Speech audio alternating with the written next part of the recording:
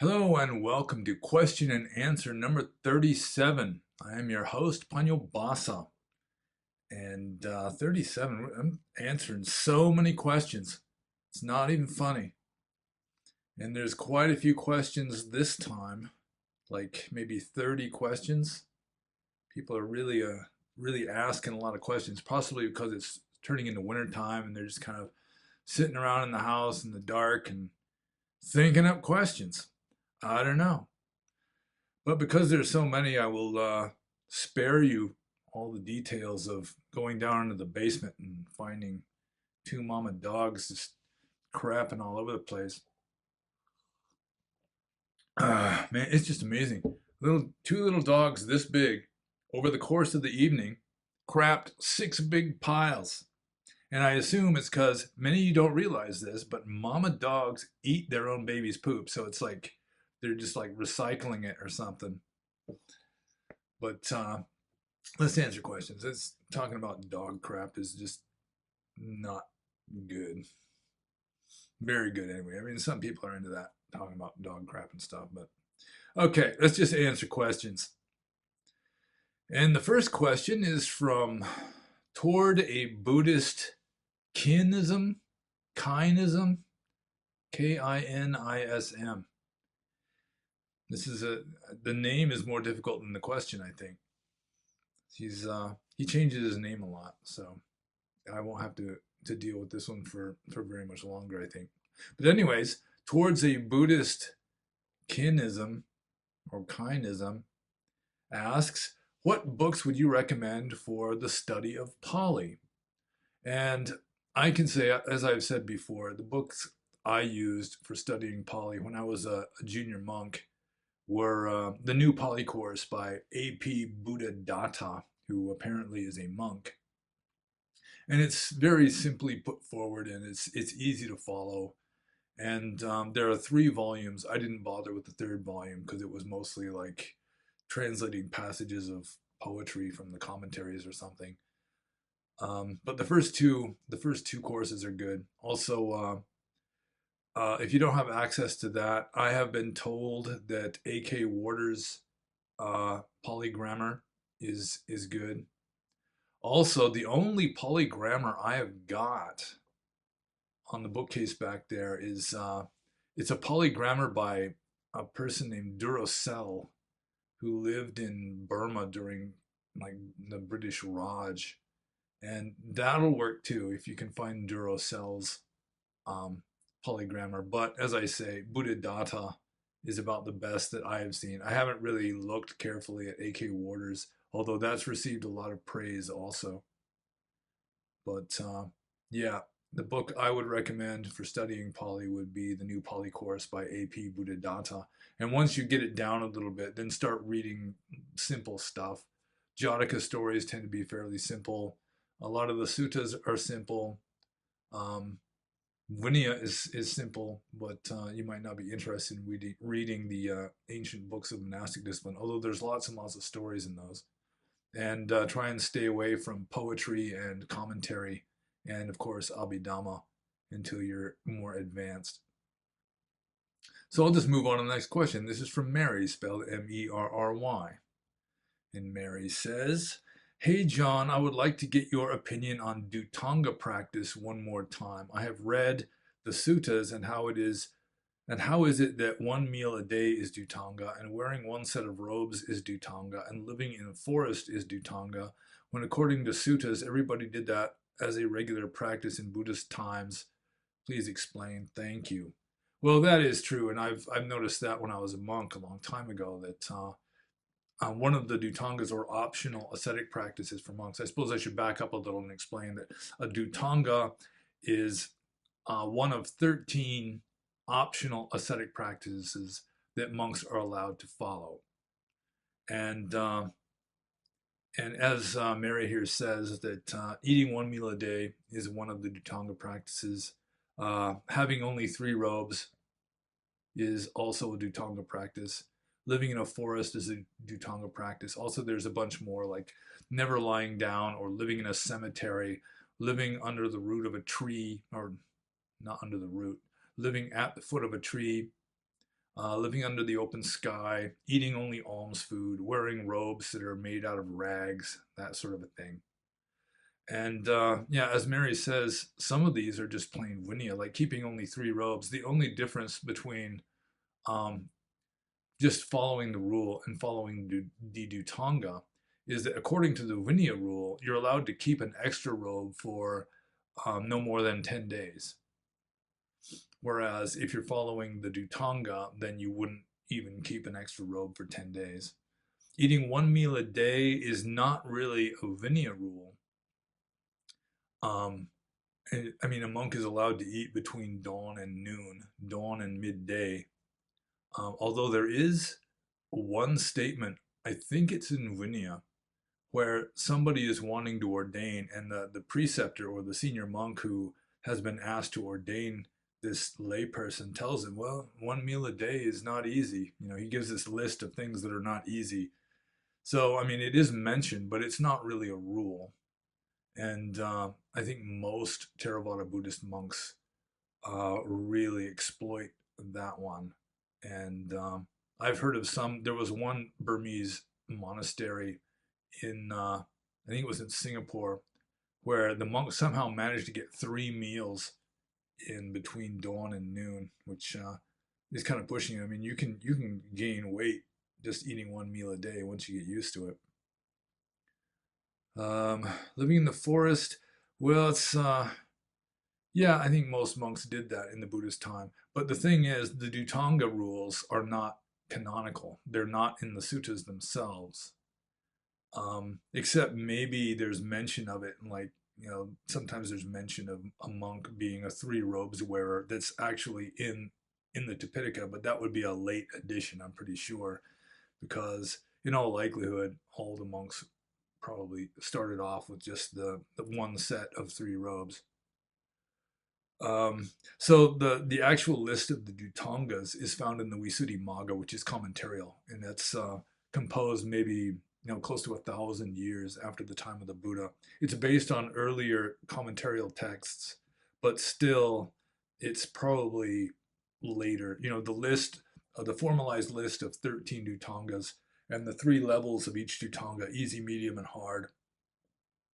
You know, they just post date the Tipitaka, and probably by the time the Dutangas were finalized, um, by the time the Dutangas were finalized, monks had already started kind of slacking on 1 meal a day and 3 robes and all that. There's all these loopholes, like with regard to 3 robes. I mean, you read even relatively strict monks' books on Vinaya, like, well, I won't name any names, but there's a big one out. I mean, one of the main ones nowadays. They just say, well, if you want to keep extra robes and you don't want to break the rule, just call them something other than robes. Call them accessory cloth. Because according to the rules of discipline, monks are allowed to keep extra cloth like bags and water filters, you know, just rags for wiping their feet, that kind of a thing. And so that's just called accessory cloth, pada-paricarikas. And so um, monks are advised nowadays, because very few follow the 3 robes thing. I did at the time when I was a monk, but very few monks do. They just tell, well, just call it something else, which is cheating. You know, obviously, if you're wearing it as a robe, it's a robe. But I'll just move on to Mary's next question, because there's so many questions. It's not even funny. Not complaining though. This is good. It's good to ask questions. Sweet tea. I'm down south. What are differences between Burmese Theravada traditions? Well, that's kind of a good question. I suppose at first I should just differentiate that there's like the orthodox Burmese Theravada traditions, and then you've got sort of the weird like alchemists and Huizas, and sort of like uh, they're more interested in just magic and that sort of thing. So there's some of those in Burma. I really don't know that much about them, but there are supposedly some adept alchemist monks in Burma that are following like alchemical Theravada Burmese Buddhist traditions. Um, but with regard to like more mainstream, more orthodox Burmese Theravada traditions, you've got different what are called gynes in Burma that are like sects, like subsects. Like in Thailand, the two main ones, the two are like what is it, Mahanikaya and Dhammayut, and the Dhammayut are the stricter sect of the two. And they've got that in Burma also. I think altogether, the main sects, there's a total of something like 11, 9 or 11. Most of them are obscure. Some of them are just localized to Mon state. Like there's it's the same tradition that the Dhammayut Thai tradition is based on, is still existing in Mon state. And I really don't know that much about it. There's one guy called the Mahadwara guy, which almost the only difference is just in this one non-canonical chant that they do. They say Mahadwara instead of the usual Pali word. Mahadwara just means great door. I'm not exactly sure what they what the most Theravada sects would say instead of great door, because I don't recall which chant it is. So there's that also. And in Burma, the two main ones in Burma are Thudama and Shuejin. Thudama is sort of like the Mahanikaya. It's like most monks in Burma belong to the Sudama Gain. Shuejin is slightly stricter, although there's some really outrageously shameless Seatos in Burma who are Shuejin. Um, and then you get down to within the Gains, you've just got different meditation traditions, especially. Like I was ordained in the Tongpulu tradition, which was in the Thudama Gain. You've got the Mahasi tradition, which I think also is Thudama. I'm not 100% sure on that. I'm pretty sure it's Thudama, Shuejin. But then the Burmese are not as exclusive as the Thais. Like the Thai in Thailand, the Dhammayut members of the Dhammayut sect won't even. I mean, they will not even do ceremonies with other monks because they just consider them not to be fully ordained. Whereas in Burma, the Shuejin and the Thudama monks, they intermingle and do ceremonies together and so forth. I think most of the differences in the mainstream traditions is just with regard to meditation technique. The Tongpulu tradition in which I was ordained also put some emphasis on ascetic practice and forest dwelling. So that was one of the things that attracted me to it. For example, it's just a tradition that Tongpulu monks don't lie down. They follow the sitting Dhutanga. I just mentioned Dhutangas, and they usually sleep in chairs. They'll sit in like a reclining, or not really reclining, just kind of a wicker chair that, it doesn't have a completely straight back. It kind of leans back a little bit. They sleep in one of those. But yeah, the main differences are with regard to meditation. Like you've got the Pa'alt tradition, which it does more of the jhana type meditation. It's a little stricter in Vinaya. That's another difference, is just with regard to strictness of how they follow Vinaya. Like some founders of traditions will have some peculiar interpretation of certain rules that all of his followers will have to follow. Pa'alt Sayadaw was sort of like that. Mahasi tradition is possibly still the main, or the most popular tradition in Burma, and they just follow a straight Satipatthana, or Satipatthana as Mahasi Sayadaw interpreted it. You've got Mogot, which does a lot of emphasis on studying the traditional interpretation of Paticca Samuppada. You've got Sun Lun, which I've never practiced the Sun Lun method, but I do know that it involves like heavy breathing. So it's another meditation difference. So the main differences among the different traditions, just setting aside the different gynes or sects, is mainly with regard to meditation techniques that are emphasized and taught, and to some degree also with a few other things like following certain Vinaya rules. The Shuejin monks also wear kind of a brick red kind of a robe, or a reddish brown, like a russet color, whereas the Thudama monks will, I mean, there's more of a spectrum of allowable colors. But for the most part, just setting aside like the alchemists and the sorcerers and all that, it's there's way more similarities than differences. So I'll just move on to Mary's next question. And this is kind of a nice one. I like this question. Why is it that I cannot drink coffee with a little milk in the afternoon, but it is okay for me to eat dark chocolate and honey and even cheese in some Theravada monasteries? Permission to drink coffee with milk to not fall asleep seems more fair and intuitive. Well, yeah, this is kind of an issue in Theravada Buddhism. And this, let's see, eating dark chocolate and cheese, that's a Thai thing. They just, for some reason, Thai monks, they want to say that eating cheese in the afternoon is okay, starting with just what their belly wants, I think, and then they kind of use reverse logic to find the most plausible justification for it. And one of the main justifications for Thai monks eating cheese in the afternoon is that actually cheese is a kind of butter, which is allowable, which is a very lame argument and would not persuade anyone who isn't easily persuadable or who isn't in a Thai tradition and is just following along. The justification for Thai monks eating dark chocolate in the afternoon is that dark chocolate supposedly is like a hardened juice, which is pretty lame also. I didn't do either of those. But with regard to honey, um, yes, the Buddha, according to the rules of monastic discipline, the Pali texts themselves, the Vinaya Pitaka, the Buddha allowed 5 tonics that can be kept for up to a week and used mainly for medicinal purposes, and that includes honey. It's like honey, molasses, let's see, or just any kind of sugar really, including palm sugar, butter, ghee, and oil, which is mostly sesame oil, but just any kind of edible oil, including animal oils, like lard. As long as it's rendered, it's allowable to keep for a week.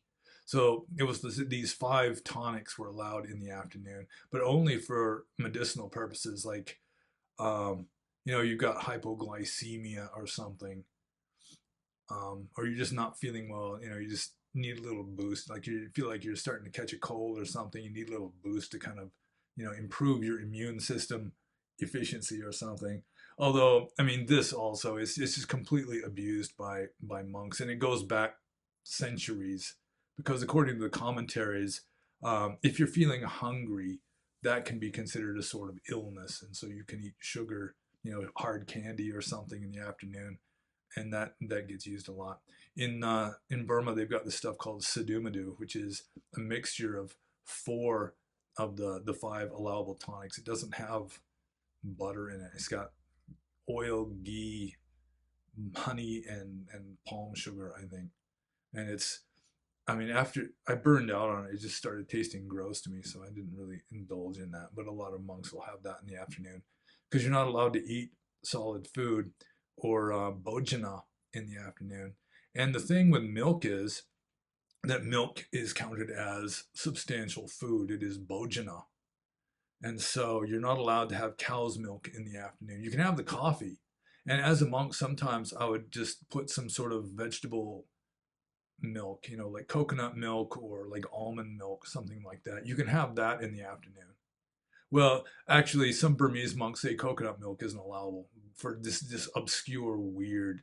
I mean, we don't need to get into the obscure, weird reasoning um, for the assumption made by some Burmese monks, and I think erroneously, that coconut milk is not allowable in the afternoon because it is essentially the juice of some kind of fruit, or in this case, maybe a large seed, a nut. So, yeah, you can drink coffee in the afternoon.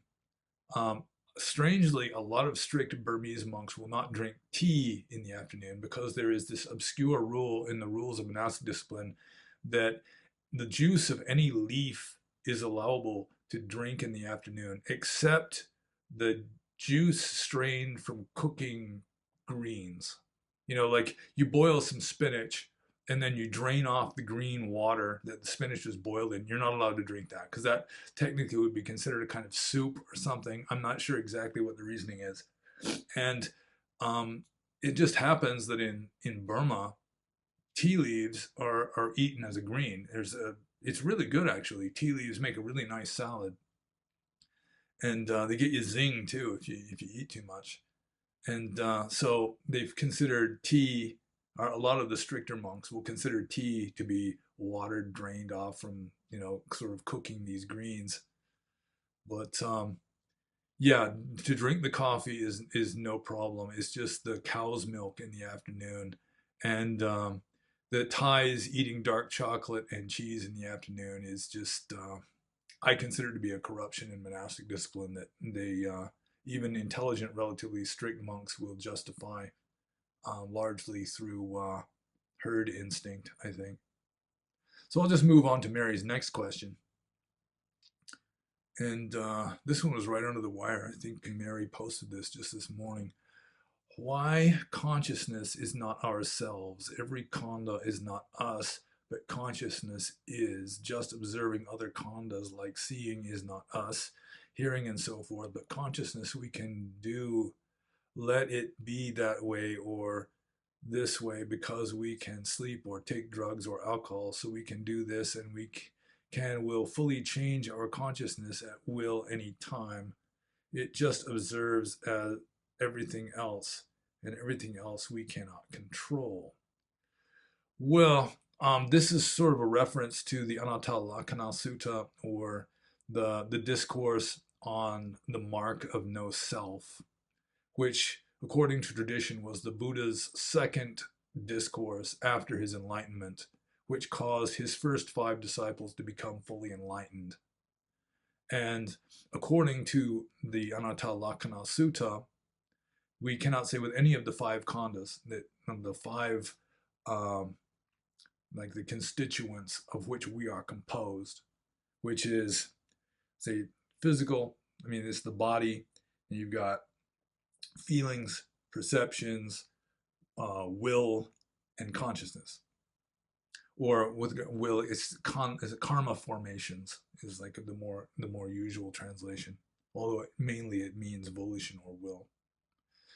So Mary here is suggesting that although the first 4 are not us, the fifth one, or consciousness, could be considered us.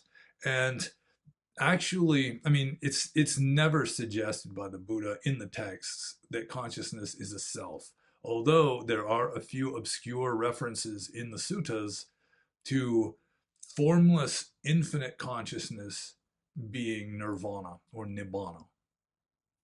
And so the problem here is that first of all, it's never said to be a self, and even if it is the self, it's sort of like Atman in the Upanishads, where everybody has the same self.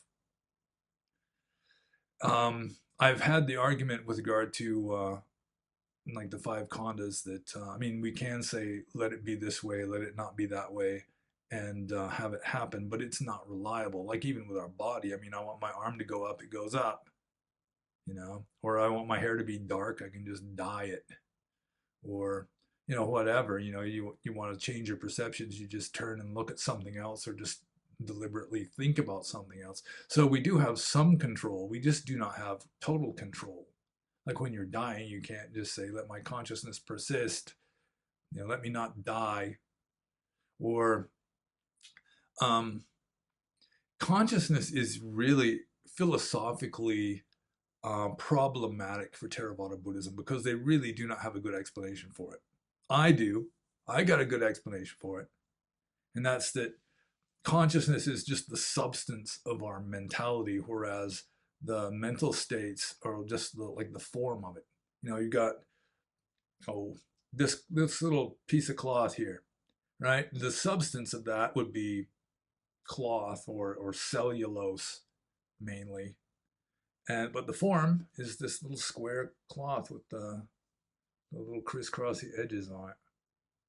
So I mean, the substance and the form are simultaneous, and they have to exist at the same time. You can't take away the form without taking away the cloth. You can't take away the cloth without taking away the form. The substance and the form are just they're just simultaneous, and at two different levels of truth or reality.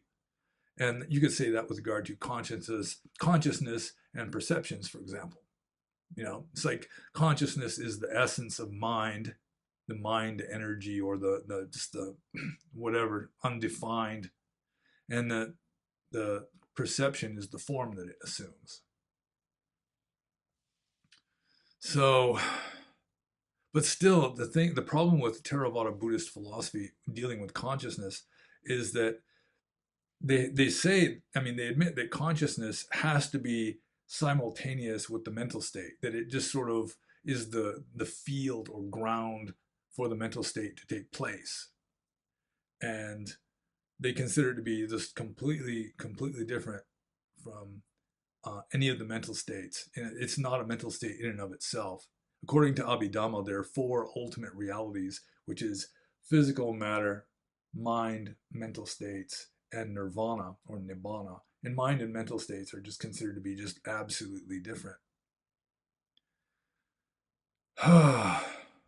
But the thing is, I mean, it's like bound to the mental state. So, I mean, it's to some degree, it conforms to the mental state, which, I mean, it's Abhidhamma. This is Orthodox Theravada. I don't really endorse this, but that is what the texts say. And so, to the extent that you can't control your mental states, you also can't control the consciousness that is bound up with that mental state, or is serving as the foundation or the ground for that mental state. But if you want to say that consciousness ultimately is just infinite and formless, and we're sort of partaking of just a localized little bit of that consciousness, then even that is not considered to be the self. This infinite formless consciousness that pervades the entire universe. First of all, anything that's infinite and formless is going to just be paradoxical. You can't really say that it exists or doesn't exist.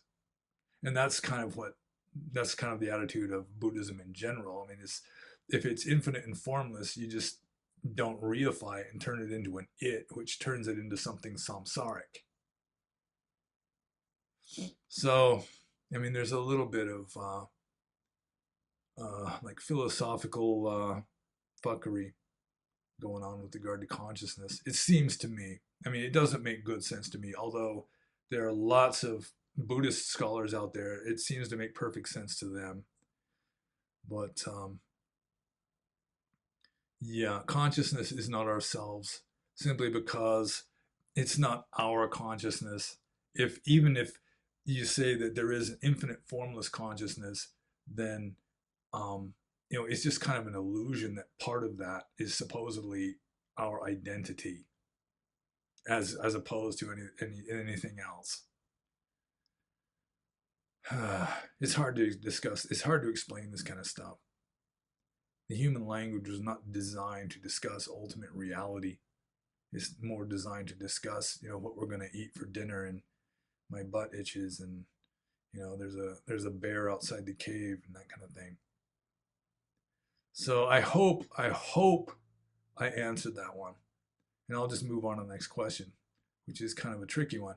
This is from Diane, and Diane says, for you, is achieving enlightenment easier in this cultural environment, being a layperson or being a monk? Well, being a monk, I mean, it was designed by the Buddha, and also, I mean, he was just adapting slightly a pre-existing tradition in ancient India. I mean, it's designed for enlightenment.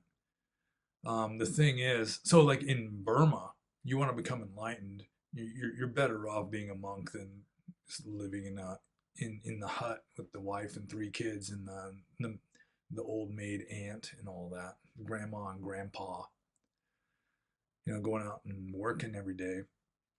But the thing is, in America, it doesn't work as well. So for some people, I think not necessarily achieving enlightenment, but at least making spiritual progress is it may be easier for some people not being a monk in the secular West, simply because it receives so little support culturally and materially.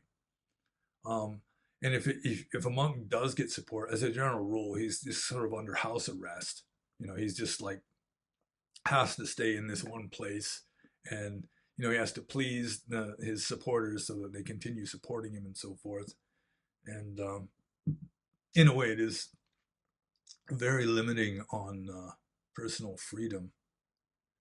So, with regard to is it easier to get closer to enlightenment? I mean, that's just a temporal thing, I suppose. If assuming that it's inevitable that I'm going to become enlightened someday, you know, or anybody's going to get enlightened someday, then every minute that passes is taking you a minute closer to your enlightenment. And even if you're going into hell or whatever, like Devadatta, like the Buddhist Judas Iscariot, he was the cousin of the Buddha who was trying to kill him according to the text so that he could take over the Sangha.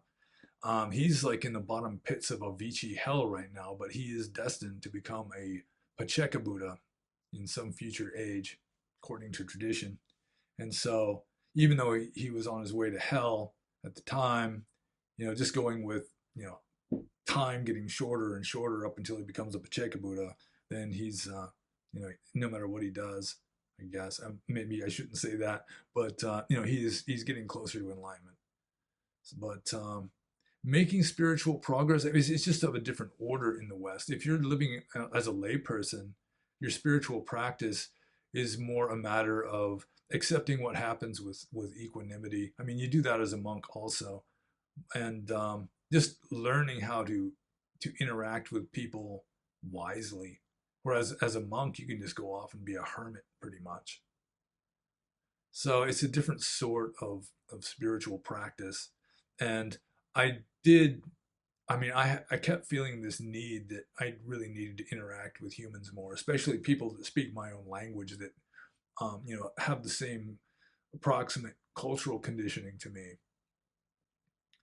So is achieving enlightenment easier in this cultural environment, being a lay? It's damn difficult no matter what cultural environment you're in. Really, it's hard to say. Although, as I say, the monk's life was designed for cultivating like the more subtle levels of wisdom. You can get to a level of subtlety. You're living alone in a cave in silence and stillness. You can get into really subtle mental states. And that's one reason why jhana is much less of an option for lay people than it is for monks, simply because they can just dedicate themselves to it full time. So this question is kind of indeterminate. It's hard to say exactly. Although, yeah, my mental states aren't as subtle as they were before, but I'm still dealing with things that have to be worked out, and they're coming at me at a higher rate. So at that, I mean, to that extent, you could make quicker progress just being thrown into the maelstrom of some samsaric phenomena rather than hiding in a forest somewhere. Although, as like I pointed out, I mean, the Buddha advised monks to hide out in a forest somewhere. So it's not like they're just chickening out and running away. I mean, you have to deal with shit no matter where you are, because your own problems come with you because they're inside you. So I'll just move on to the next question. This is from Matthew. Do modern Buddhists have a theory on what the historical Jesus was? Of course, he came from a Jewish lineage, but could he have been a yogi also? Well, there are a few texts. There's one Tibetan one. I've read the translation of it, and it's obviously just a shameless forgery. And I assume all of them are. But there are these traditions that Jesus, during his missing years, that he actually went to India or Tibet and was like ordained as a Buddhist monk, and then came back to Judea or what was it, north of Judea, Galilee. After he'd been a monk. But it was, I mean, I read this one, a friend of mine, a Burmese friend of mine, a Burmese monk friend, he actually had the thing published. And I'm just pointing out to him, I mean, there's just no way that Jesus, I mean, as a kid, they're offering to make him high priest of the temple in Jerusalem. And he says, no, I'm just going to go off to the east and study. And then he goes to the east and he has this name, Jivita Karita or something like that, which is obviously just the closest Sanskrit or Pali or whatever to Jesus Christ, as though Christ were his last name, Jesus H. Christ. So yeah, modern Buddhists, I mean, they've got fringe theories that are not mainstream and most Buddhists don't follow. It's not like in Islam where, Jesus, although he's not worshipped, is accepted as a genuine prophet. I mean, there's none of that in Buddhism with regard to people in the West, like Jesus or Moses or Muhammad. So do modern Buddhists have a theory on what the historical Jesus was? I think that the correctest answer to that is no. And could he have been a yogi? Well, if he was a yogi, then he was a yogi like under John the Baptist. See, my take on Jesus, he started off as a carpenter. The so-called missing years are just he wasn't famous yet. They had some legends about when he was a kid, which are probably made up, in my opinion, not being a biblical fundamentalist, obviously. And then there's this missing years. I mean, after they take care of the baby stuff, it's sort of the same thing with the Buddha story. I mean, the Buddha, they have to discuss his birth and all this sort of miraculous stuff associated with his birth. And then, it's pretty much silence up until, he's right about ready to renounce the world. And it's the same way with Jesus in the New Testament. But he was a carpenter. He was more spiritual. I mean, it wasn't satisfying him for whatever reasons. He just had this deep spiritual yearning. So he heard about John the Baptist and went and joined John the Baptist's spiritual camp on the Jordan River. And there may have been yogic practices of a sort, like Essene Jewish yogic practices. Could be that the Essenes were influenced by Buddhism in certain ways that can't be proven. But yeah, if he was a yogi, he was a Jewish yogi, like studying under his guru, John the Baptist. And then after John the Baptist got arrested, um, the theory is that Jesus was his successor, just sort of leader of the group. But he wasn't satisfied with staying in a camp out in the desert. And so he figured he'd better just go in and deal with humans, kind of like I did, although, of course, I'm no messiah. So the next question, let's just move on to that. The next question is from Tut DVD. And Tut DVD says, have you found any support systems for aiding Buddhists who may want to disrobe? Perhaps one can be established. I'd foster a monk in transition, drive them around and give them a place to stay, help find a job and establish credit, etc. Take them to the strip club. I kid. I'm sure many other people would do the same. Yeah, that's a good idea. And it is true that if you've been a monk for a long time and you don't have a family to fall back on, like a lot of people do. I mean, the usual support system for a monk who's dropping out is his family or some woman that loves him and she's completely okay with him dropping out and like moving in with her or something. Um, but yeah, there's no real support system other than supporters. I should say supporters also. So the family, supporters, or one woman in particular tend to be the three main ones. And like when Kantipalo, the famous Kantipalo, who met what was his name, Thomas Merton in Thailand, and then moved to Australia. Um, he was supported by his supporters. I mean, when he dropped out, a lot of his supporters just they were cool with that, and they helped him to get set up as a layperson. I was helped to a large degree by I mean, my family is pretty much gone. My parents have passed away. I didn't have that to fall back on, and yeah, I just had to rely on supporters. And they provided me with several $1,000s to get started on, and with that was just invaluable. So I mean, if a monk, I mean, a lot of monks, they just really are stuck. Like Burmese monks that have been monks since childhood, they don't know how to do anything else. They're not familiar with anything else. They and so I mean, they just stay as monks even though they're not making progress or maybe not even trying to make progress. Um, there was this one story I read in a Jack Cornfield book a long time ago. How there was a monk it was like a refugee center in Thailand. He was a Burmese monk or a Karen monk or something, and there was this sort of a refugee camp for Karens or something. It was during one of the civil war flare-ups in Burma with Karens in the military government. And he's there at this refugee camp, and this Thai woman and he start getting like emotionally close, and he just like deep down realized, I mean, he didn't know how to do anything other than be a monk, and so he was going to just he got this weird idea he was going to immolate himself on the front porch of the Burmese embassy in Thailand. And then it was mainly just because he was in this state of, he wants this woman, he wants to drop out, but he can't because he's just completely unfamiliar with being a layperson, having a job and all that. But somebody talked him out of it, and the Thai lady kind of backed away, and apparently he's still a monk if he's still alive.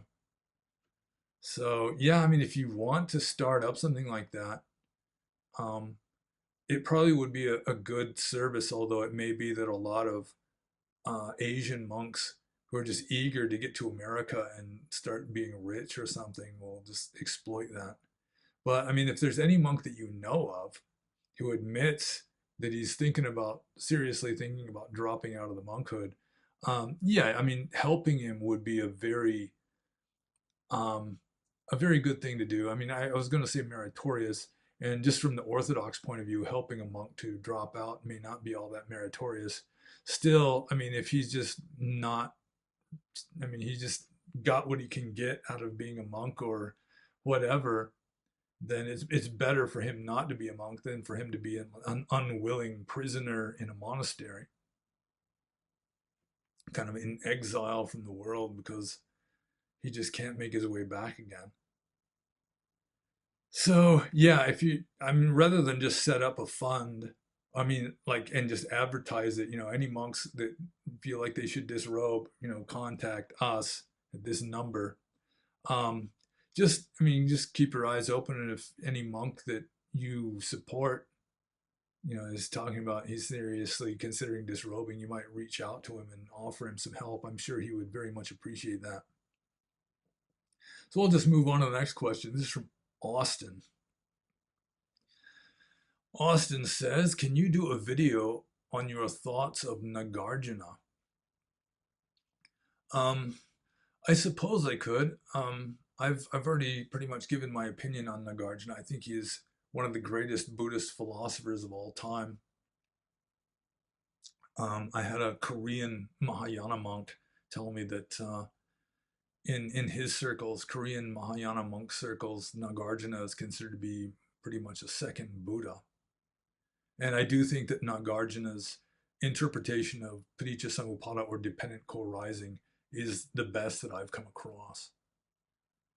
And I won't wade into that one because that's a whole video in and of itself, and that's kind of what Austin here suggested. Can you do a video on your thoughts of Nagarjuna?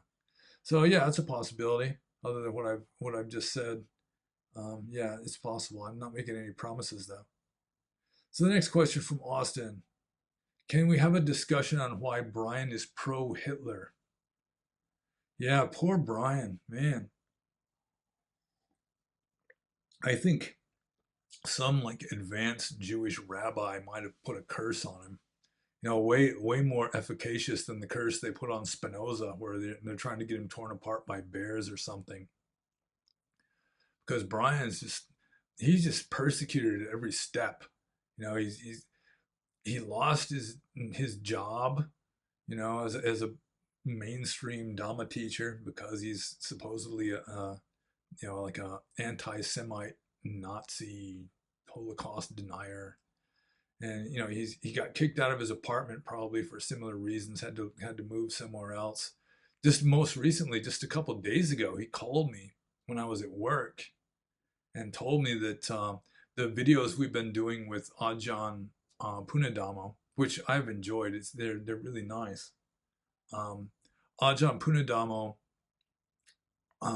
participated in one of Brian's UFO meetup groups, and then he put out on his social media, he encouraged his followers to check on it, and he just got this wave of negative feedback about what he's associating with a Nazi. And so I guess Ajahn Punadamo is, at least for a while, going to stop doing the videos with Brian and me. And so it's just, Brian just can't get a break. It's really strange too, though, because he is a sincere, knowledgeable Buddhist. I mean, he doesn't promote hatred. He doesn't promote violence. But the question is, why is he pro-Hitler? Um, what got him interested in it in the first place? I don't know. He says that he has this feeling that in his previous life he was like a Luftwaffe pilot. He was a Nazi in his previous life before this one. And if that's the case, then that may have something to do with it. I would assume so. But he really sincerely believes that Adolf Hitler was a good guy. He was the good guy. He was wearing the white hat. And that it was, international Jewish something.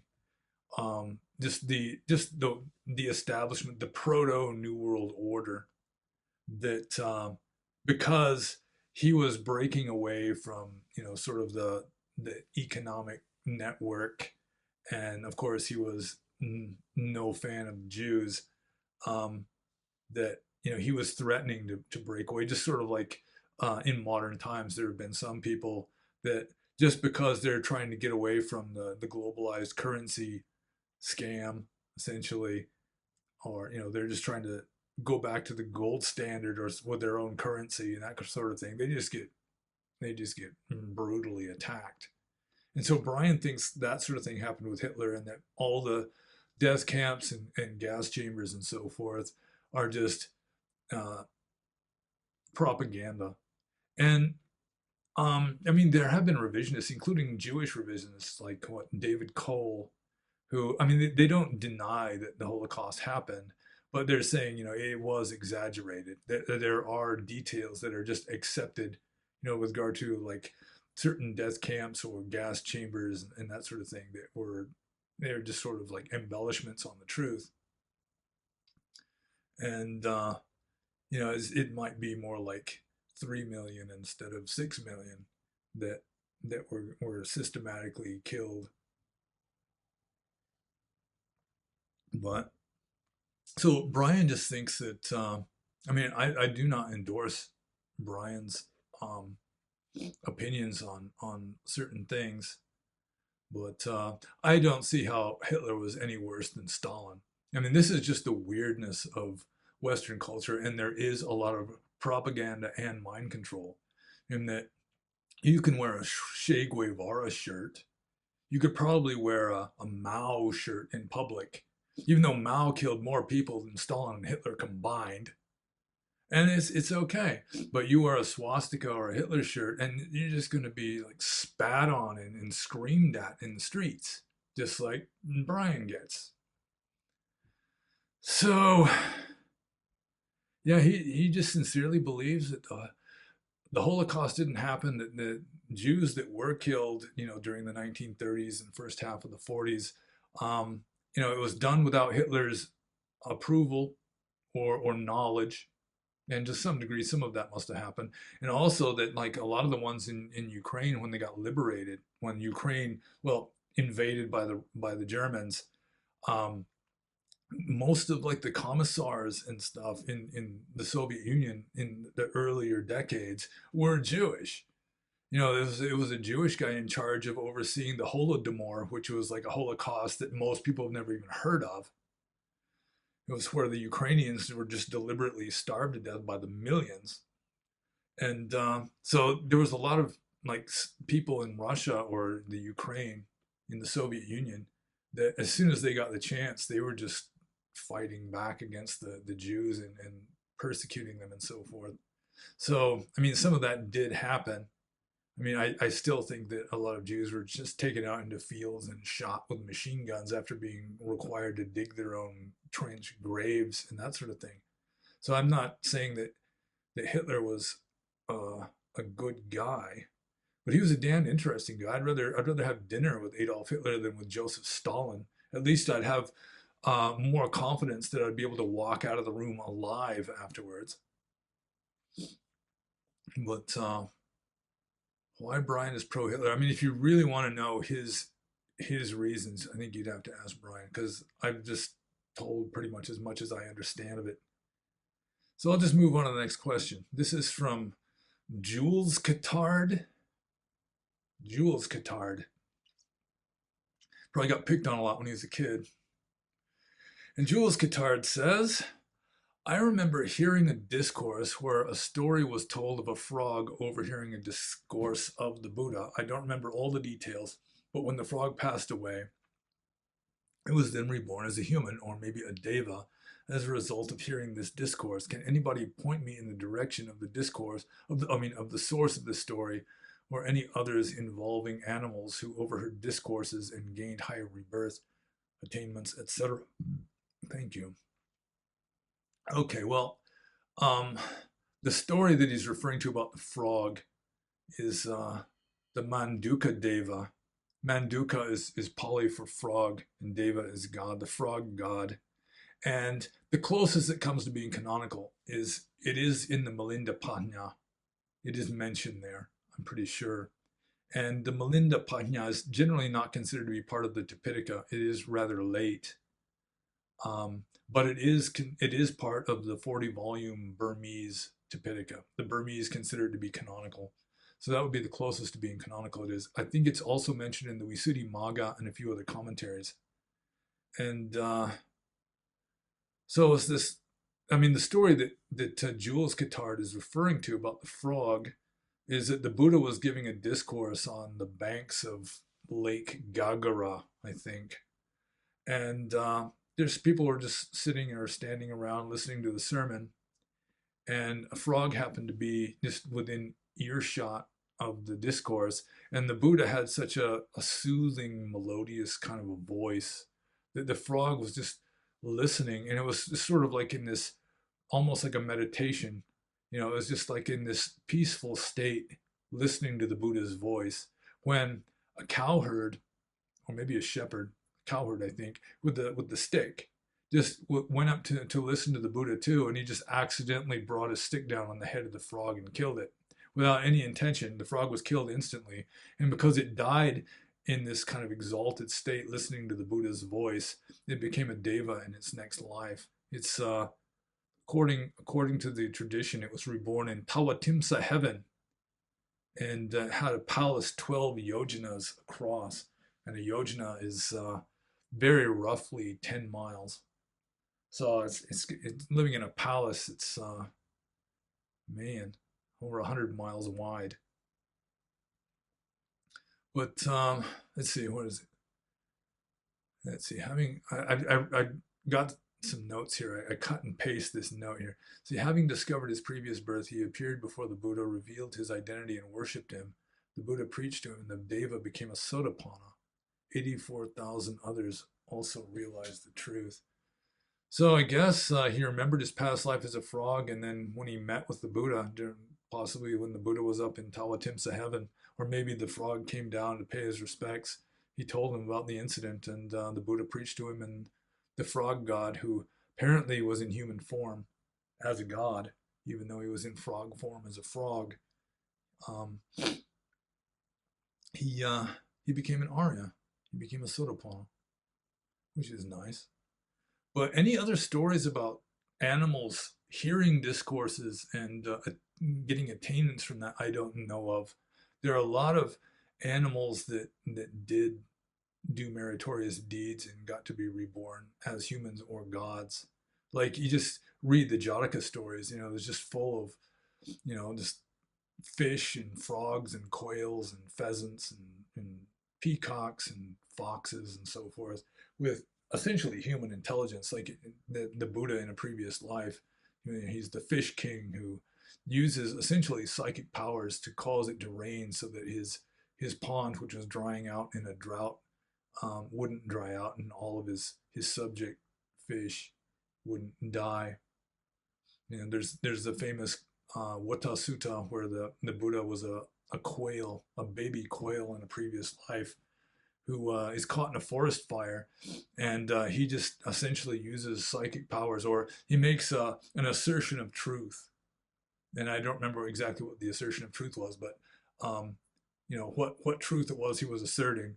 But and then you know the quail makes this vow, you know, by the power of this truth, may the forest fire not burn us up, and the forest fire just kind of went around the forest part where the baby quail and his family was living.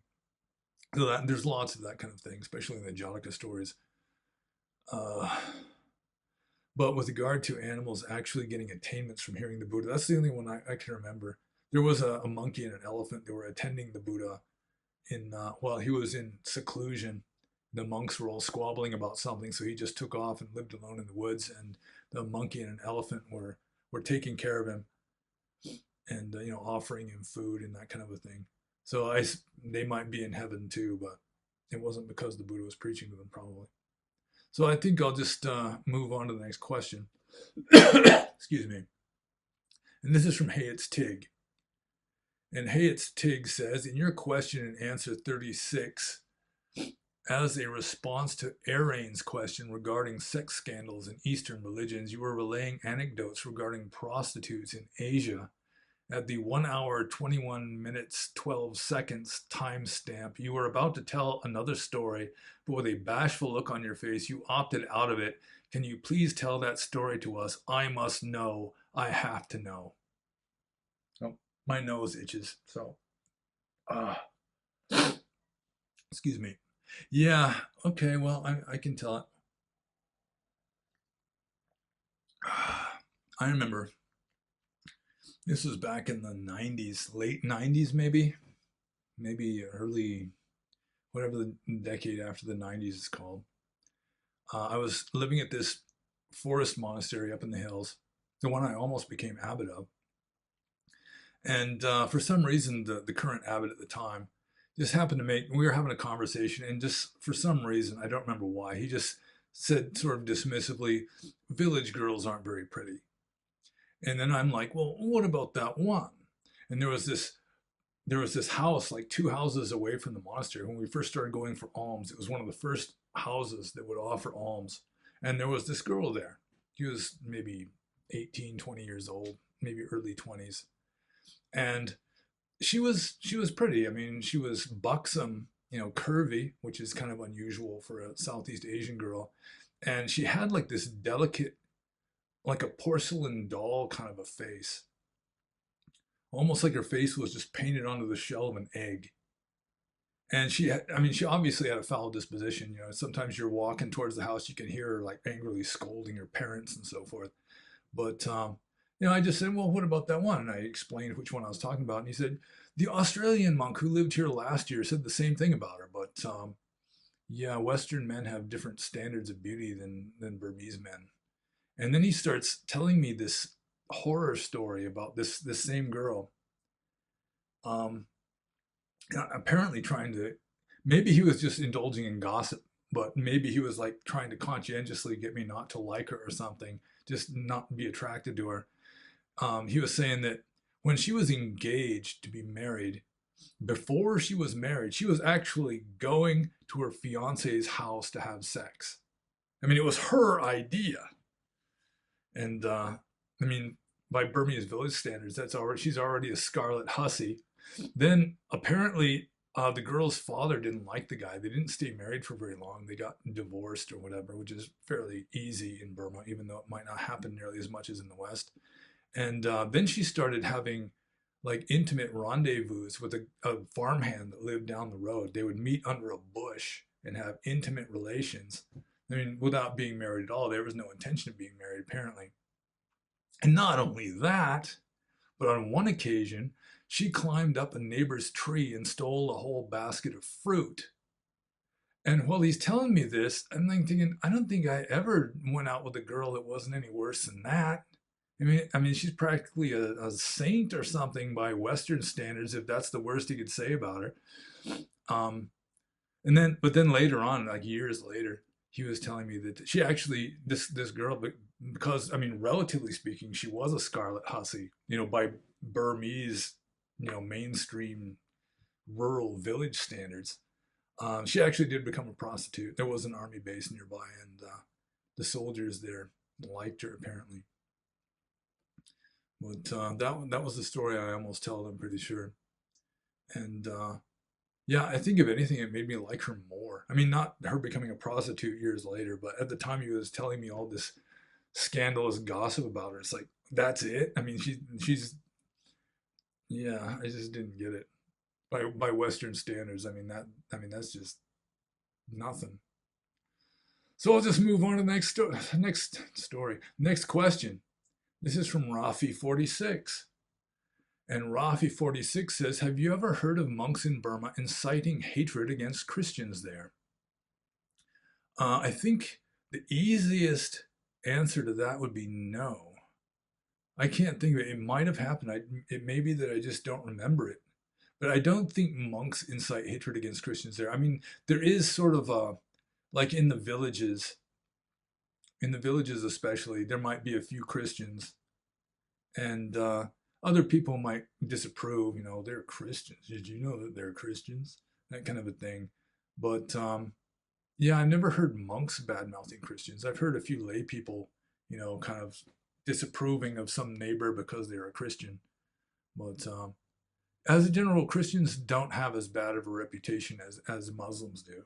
Obviously, in Burma, there are monks who are not necessarily inciting hatred against Muslims, but they're definitely not wanting them in the country. Just live in peace, somewhere else. Just stay away from us and our Burmese Buddhist culture. So, yeah, I don't think monks in I mean, there probably are. There probably are monks in Burma who incite hatred against Christians, but it's not nearly as common as being anti-Islamic. And in Rangoon, there's Christmas carolers, Christians. There are more of them in the cities, and they'll go out Christmas caroling before Christmas. Just stand outside of gates and sing "Merry Christmas, Merry Christmas to you, oh," that kind of a thing. So I'll just move on to the next question, and lots of questions. Not even funny. This is from Akala or Achala. Let's go with Achala. Let's assume this is a Pali word. Achala. And Achala says, a person who has become a Sotapanna, does he know he has achieved the state of a Sotapanna? If yes, how? What are the signs? Well, this is like a trick question for me. This is like an academic question because I really think that the meaning of the word Sotapanna has changed over the centuries. That originally a Sotapanna would be sort of like the Buddhist equivalent of a born again Christian. I mean, it's like probably originally a Sotapanna, someone who enters the stream. They're just entering upon a spiritual life. They're like filled with faith and enthusiastic about practicing Dharma. But somewhere along the line, it got turned into essentially a superhuman state where they're an Arya, they're a Buddhist saint that has attained at least a glimpse of Nibbana, and they can't tell lies anymore. They can't break any of the 5 precepts anymore. So this is kind of an academic question for me. I'll ask it again here. A person who has become a Sotapanna, does he know he has achieved the state of a Sotapanna? If yes, how? What are the signs? Well, it all depends on exactly what a Sotapanna is. It depends a lot on who you talk to because, like, there's a Mahayana Buddhist text, the Diamond Cutter Sutra, the Vajracharika, and it says that if you become an Arya, there's no way you would think that you're an Arya because you've transcended the view of self of I am this or I am that. So if you follow that, then they wouldn't really know, or if they know that they've achieved the state of a Sotapanna, it's some deep down experiential knowledge rather than I am this or I am that. But the signs of I'm not the signs of being a Sotapanna. Um, yeah, it again. It depends on exactly what the definition is, and I really am skeptical of the official Orthodox interpretation of a stream enterer. But as I said, the Orthodox explanation of a stream enterer, they just cannot break the five precepts anymore, and there are certain beliefs like self-view that they have abandoned. So that those would be the signs, I suppose. I think I'll just move on to Achala, or yeah, let's call this person Achala. Achala's next question: why should we bow down to the Buddha statue? Buddha is extinguished, so why bowing down to an empty statue? Well, I agree with that. As a monk, for the most part, I did not bow down to statues, which could be a little awkward because all the Burmese monks would be, they'd be prostrating, and I'd just be sitting there, and someone would be kind of looking up at me like, why isn't he doing it? But I explain to them sometimes. I mean, it's like a Buddha statue has no sila, no samadhi, no panya. It has no virtue, no morality. It's got no concentration or meditation, unless a brick does, and it's got no wisdom, unless a brick does. So it's just an image. It's just a representative of the Buddha, and so people that are very devotional, they're very grateful to the Buddha. They'll bow down out of respect. It's like the Buddha isn't here, so I'll bow down to this as his representative. But again, idolatry has really never been a big thing for me. I mean, I've never been much of an idolater. I've got Buddha statues here, like that little white one on top of the bookcase there, or that one there, the unorthodox sleepy one. But I have probably bowed to that one before. I've never bowed to this one. I've had that one for years. I got it in Burma when I was a monk. Some village person gave it to me. So yeah, I mean, I agree. I'm not into idolatry. It's not really why I became a Buddha. I'm not very devotionalistic. So yeah, why should we bow down to the Buddhist? I mean, it depends on you. It depends on your volitions. But it's not really necessary. There were no Buddha statues in the Buddhist time, obviously. I mean, it was hundreds of years before they got invented. So we'll just move on to Achala's next question. Why all the Buddhas are born in India? All the Sammasam Buddhas we have in Pali Canon were born in India? Why not Uganda or some other country? Well, this is a little problematic. All the Sammasam Buddhas we have in the Pali Canon were born into a culture resembling India, although once you get more than just a few Buddhas back, they're born on previous worlds. So it would be previous Indias or previous Jambudipas. But the thing is, in ancient India, they had a very limited understanding of geography, world geography. They had 4 continents with Mount Meru in the center. They had a northern continent, an eastern and western continents, and a southern continent. Jambudipa was the southern continent. That was like the subcontinent of India, with Mount Meru being up in the Himalayas. And I mean, they had to know that there were people farther west, but they figured that was just sort of an extension on Jambudipa, that the other 3 continents were inhabited by non-humans. I mean, they were like monsters, like it was like Nagas or something on one of them, Yakas or something on another one. So, yeah, it was just the limitations of their understanding. Obviously, they had no idea of Uganda. So, and to some degree, it's just the limitations of their understanding. I mean, it's just ancient India.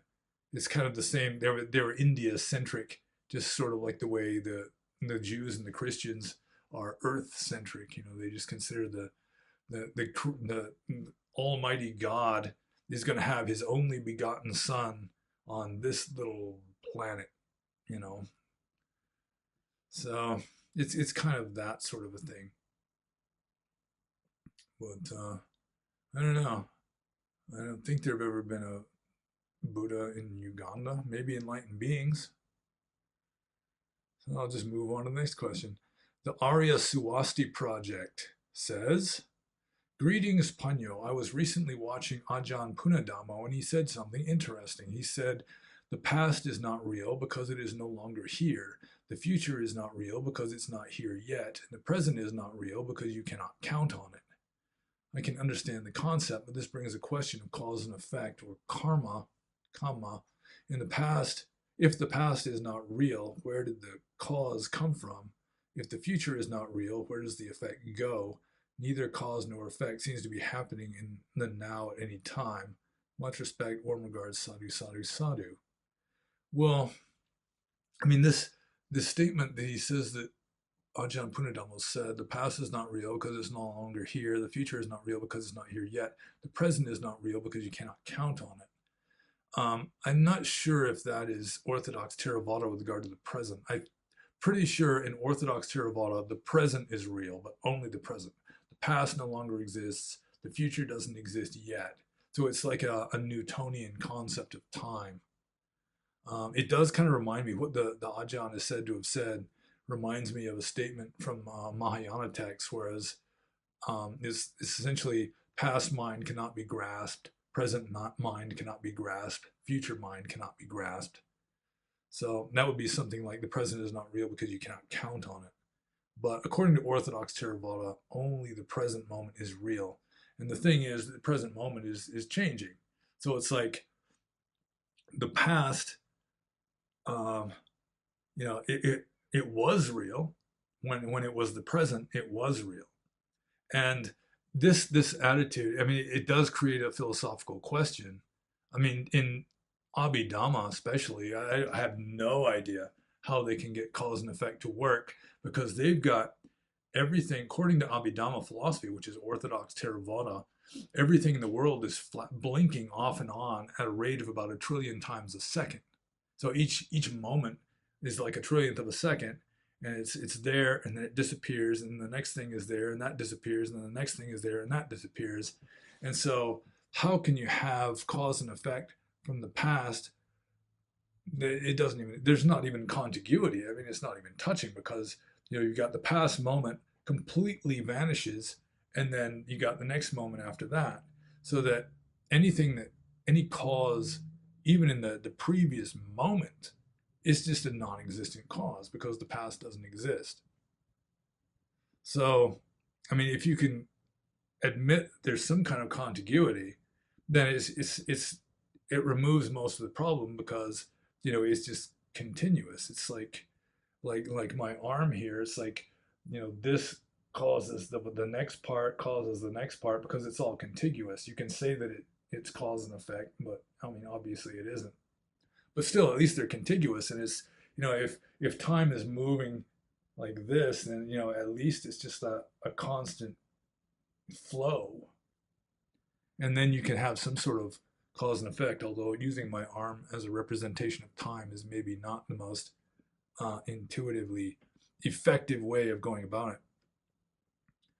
So yeah, it's just a flow, and it's like what was the present moment isn't the present anymore, and what isn't the present yet is going to be the present. So I mean, it's not like only now is real, and now it isn't real because it's a different now. It's just the now. The present moment is just in a state of flow. And I don't know if I answered the Arya Swasti Project's question, but I tried. And I got a bunch more, so I'll just move on to the next question. And this is from Bodhisattva 969, alias the fascist Buddhist. And he says, do you think fascism or forms of government similar to fascism fit with Buddhism? If you look at Buddhist countries like Thailand or Myanmar, you might come to this conclusion. In addition, they would never allow themselves to be overwhelmed or give up their culture on their own. I believe democracy is the rule of the ignorant and selfish and usually leads to the downfall of one's own culture. I also think that even the Dalai Lama would not advocate unlimited mass immigration like Pope Francis is doing. Kind regards. Well, I mean, even just going back, into the Buddhist time, most of the government systems in the Buddhist time were pretty much fascist. I mean, it was like totalitarian autocracy. The king was the law. Whatever he wanted to do, he could do. He wanted to, kill whoever for whatever reason. Nobody was going to stop him unless it was some other king that waged war against him. So, yeah, I guess fascism fits with Buddhism because most Buddhist countries in the past, they at least smacked of fascism a bit. You got autocratic kings. Nationalism obviously is fascistic. There is a certain amount of free enterprise in fascism, but it's under the control of the government, at least under the close supervision of the government, so that if they step out of line, they are corrected, so to speak.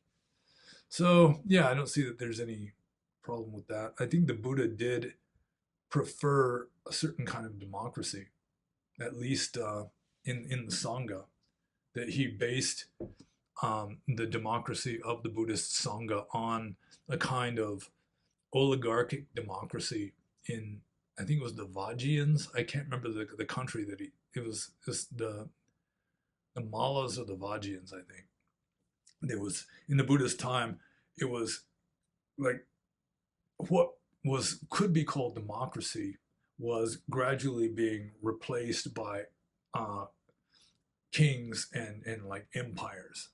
Kings were just centrally, just like very centralized rule, autocratic rule, and then they were like expanding, and there's lots of wars for territory in the Buddhist time. Although he did prefer a kind of democracy, but you got to bear in mind that democracy in ancient times, or even democracy at the time of the American founding fathers, or ancient Athens or ancient Rome, the Roman Republic before it became an empire, it was very different from democracy now. I mean, first of all, only male citizens who owned a certain amount of property were allowed to vote. That was the democracy.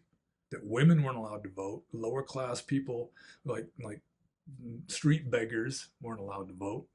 And that makes sense. I mean, it makes way better sense. I mean, once you got people on welfare, on like a government dole voting, that's it, because they're just going to vote for free stuff. And it's somewhat similar with women. It's like you got all these like liberated single women now, liberated in quotes, that they don't need no man. They just want to marry the government and have the government support them. And again, it's the same sort of thing. It's just, it ruins democracy that way.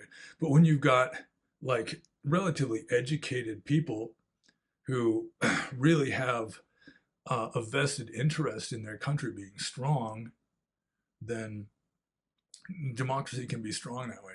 But then eventually, sooner or later, it just goes into decline. It somehow has the seeds of its own decadence incorporated into its beginning.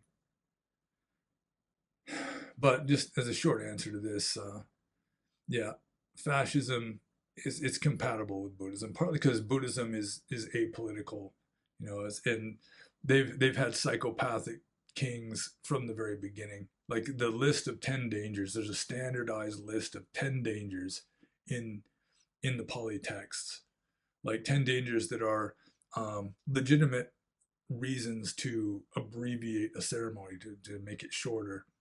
Like the Patimokkha ceremony. Number one on the list is kings, and that's not only foreign kings waging war.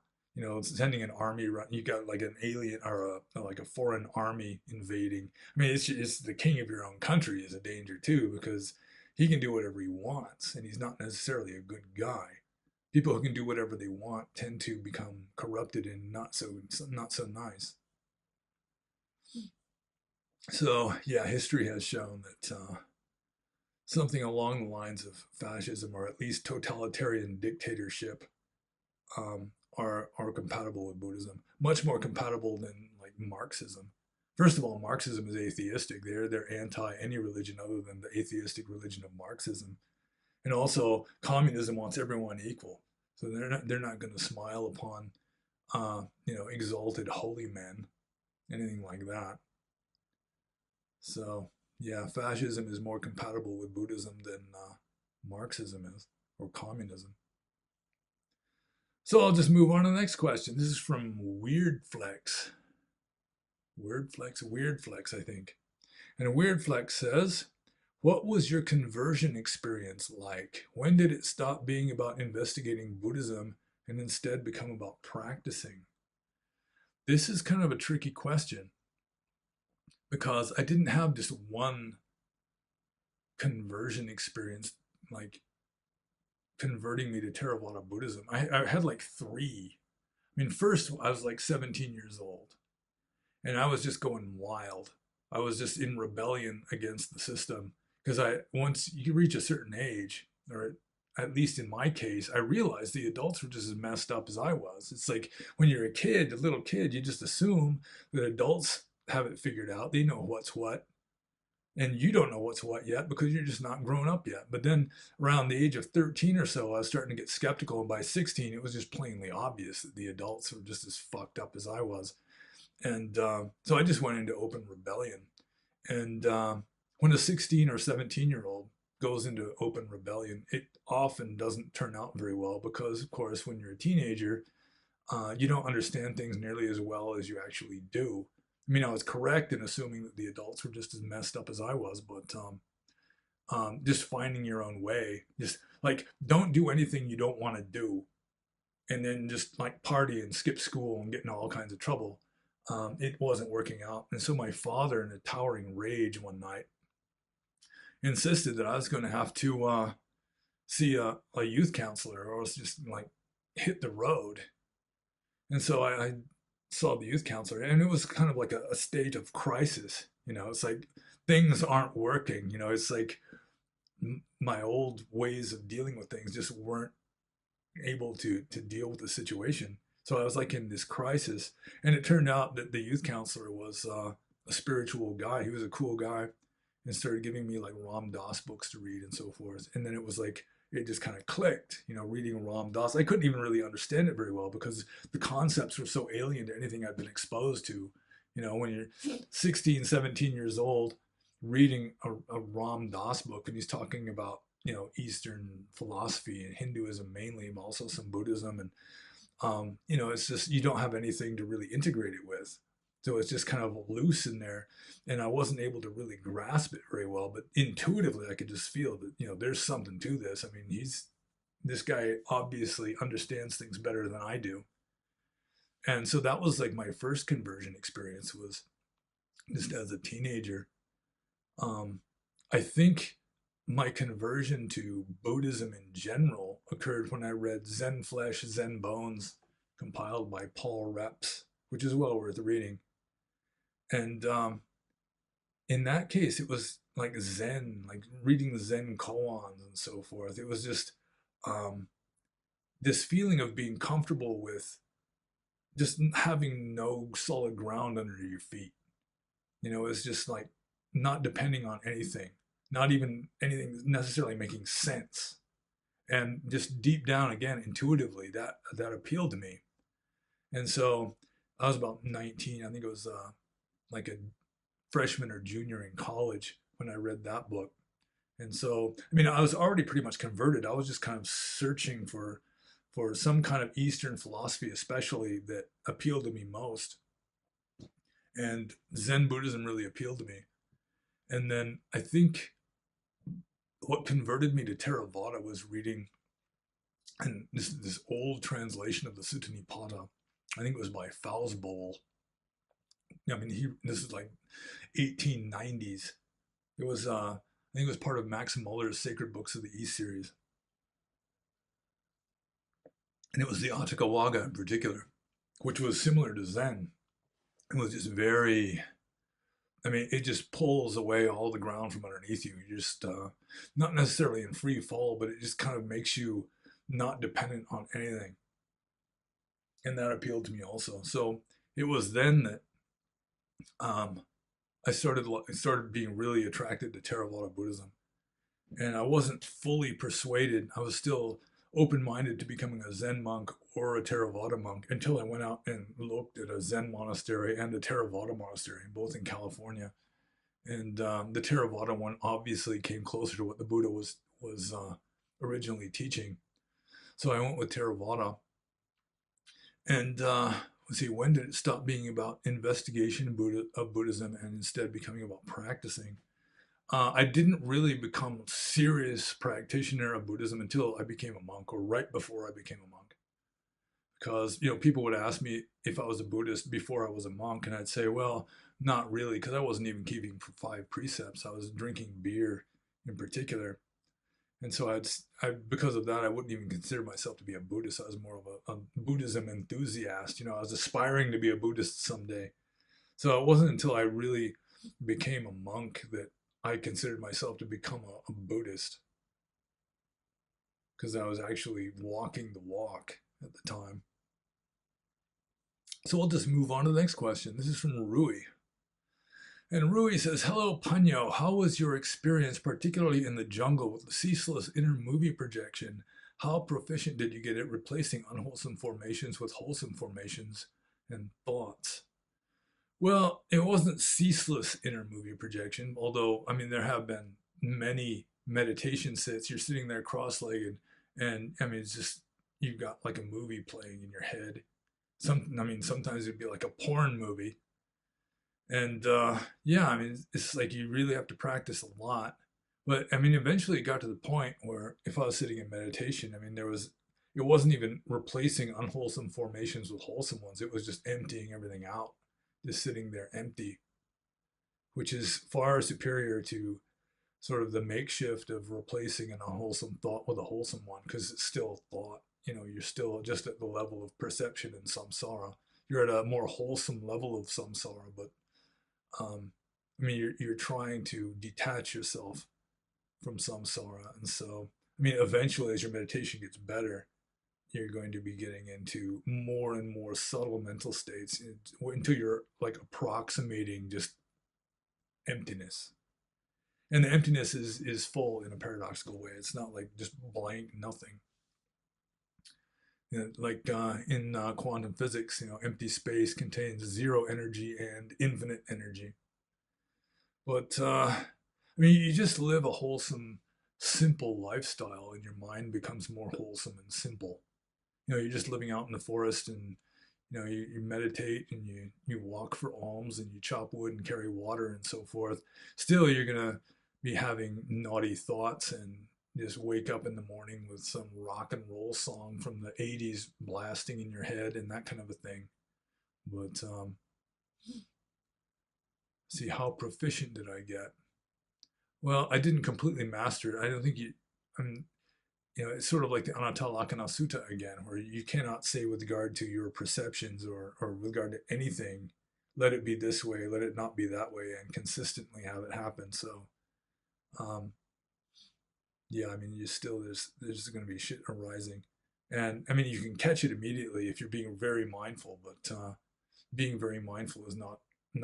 I mean, it's not very realistic for most people. So let's see.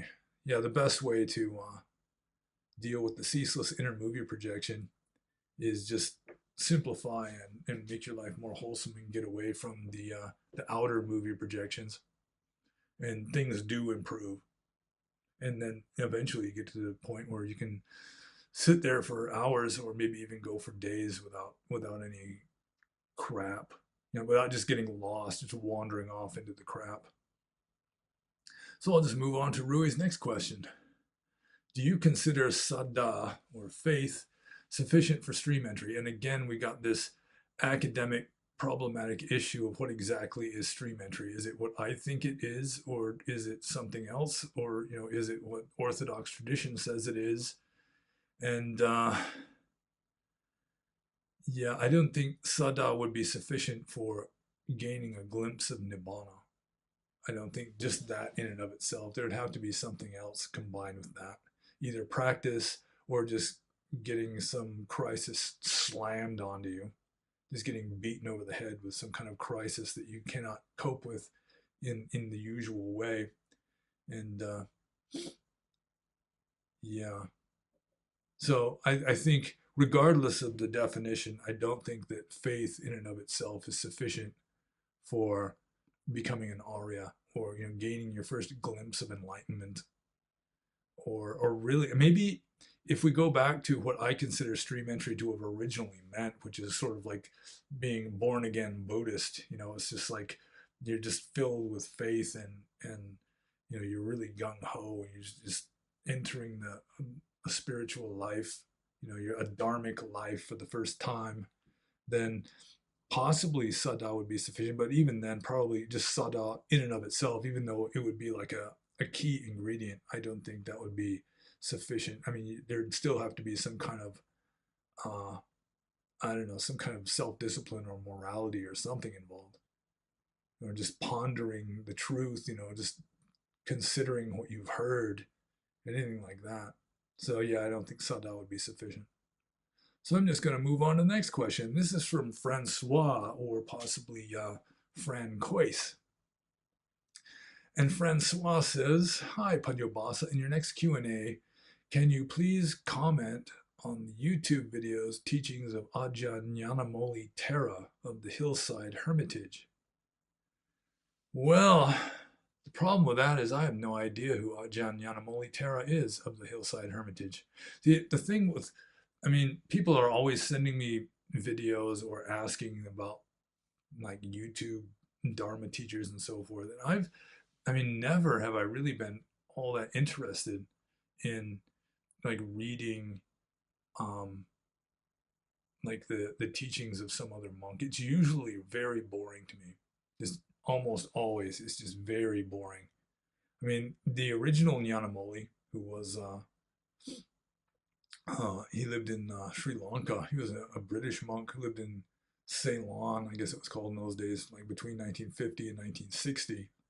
He translated the Visuddhimagga and a bunch of other things. I know something about him, but I don't think he's the one of the Hillside Hermitage. He was from the Island Hermitage in Sri Lanka. That's who I thought was being referred to here at first. But Ajahn Nyanamoli Thera, yeah, I have no idea who it is.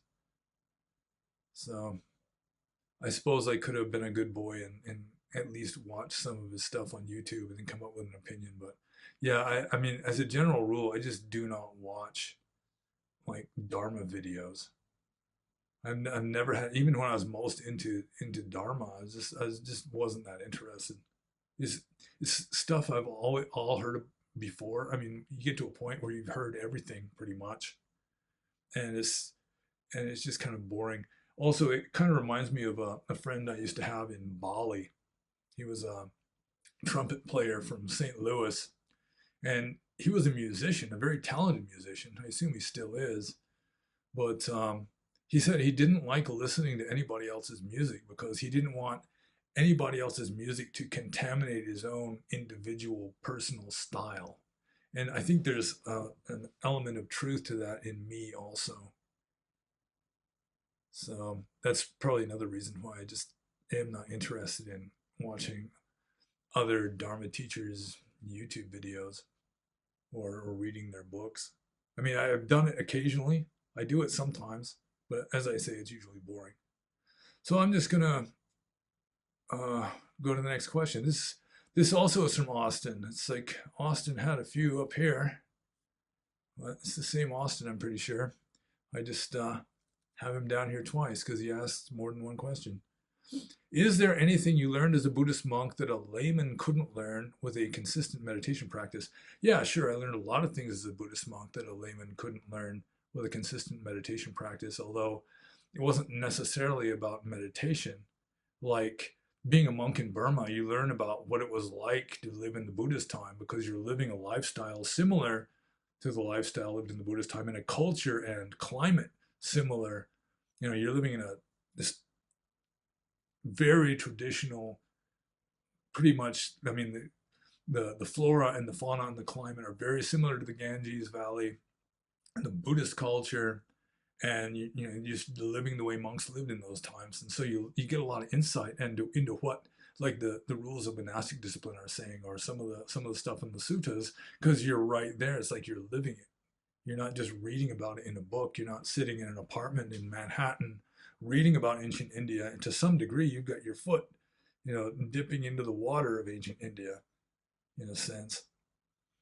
Also, most lay people, I mean, if they're very talented or they just don't have to work for a living, they might be able to do meditation full time to the point where you just get into the really subtle states.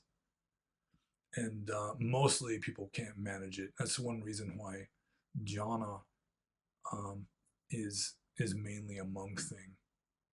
Unless, as I say, somebody just has a real talent, and there are a lot of people like that.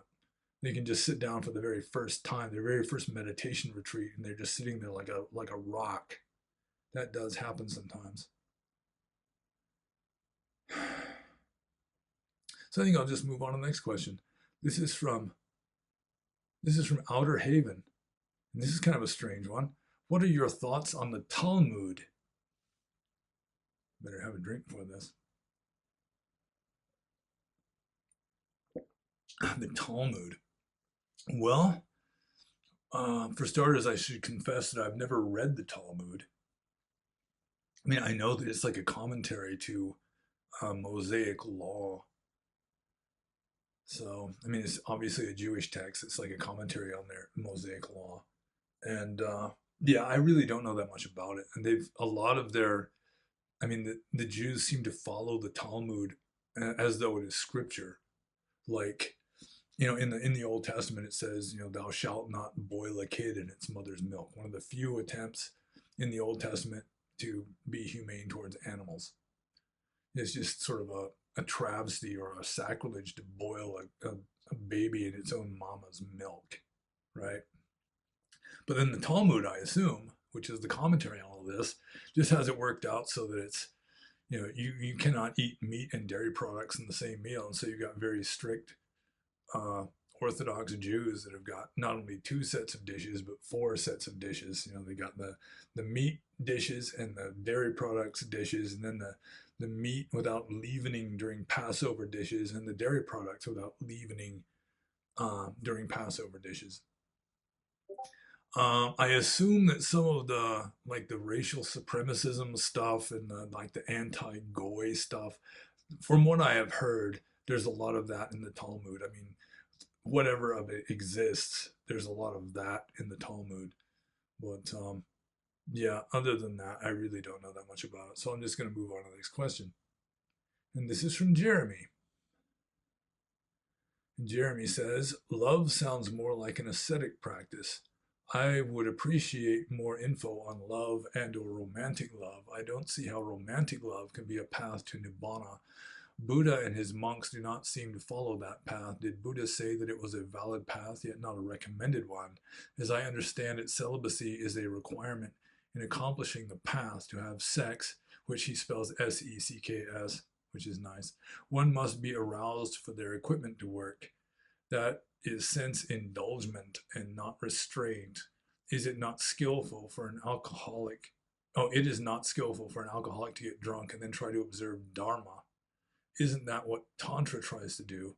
Use sex, again spelled S-E-C-K-S, as a vehicle to whatever they view as enlightenment. Okay, it was a previous video I was talking about romantic love as a spiritual vehicle, and certainly Theravada Buddhism does not endorse it, because it was very traditional ancient Indian. You renounce the world, you go wandering out in the forest, just go alone like the horn of the rhinoceros, avoid all sensual pleasures other than the ones that are completely unavoidable, like taking a bath occasionally, sleeping, eating food. And so, I mean, it's largely a cultural thing, that Theravada Buddhism is just based on this Shramana tradition of ancient northern India, where it was just very clear cut. You avoid sensual pleasures, you go alone, you're celibate, you have to be a saint in accordance with ancient Indian concepts of sainthood in order to become enlightened. In Hinduism, they do accept romantic love as a spiritual path. I've pointed this out before, that there are a lot of precedents. There's the love of Rama for Sita, for example. The whole Ramayana epic is based on this. Or and Rama was God. He was an avatar of Vishnu. So there you've got this Vishnu who's very devoted to his wife, and he goes on this great epic adventure to rescue her from the monster and all that. Or Krishna and Radha, again, Radha and Krishna were not married, they were lovers. I think Radha might have actually been married to somebody else. So they at least have precedence in Hinduism, not in Theravada Buddhism, which is very dry, very ascetic. But just because Theravada endorses a certain path doesn't mean that nothing else could possibly work for anybody. Even in Hinduism, they've got different approaches between the guru and the disciple, or between the disciple and God. And one of those approaches is the approach of the lover for the beloved. So it is much more endorsed in Hinduism. It's just not endorsed in Theravada, because, as I say, Theravada Buddhism is just very dry, ascetic path, very traditional, based on the ancient North Indian Shramana tradition. And that worked for them. That's the way you do it. Although I wouldn't go so far as to say that only that would work for everybody. And romantic love, it definitely has its samsaric elements, but at the same time, it's like an accelerator. It's like you got to deal with difficult stuff on a regular basis, and love is, the perfection of love would be enlightenment. I do believe that love is just open-hearted acceptance. In romantic love, there's like the hormonal mating instinct stuff mixed in, which muddies the waters a bit, complicates things a bit.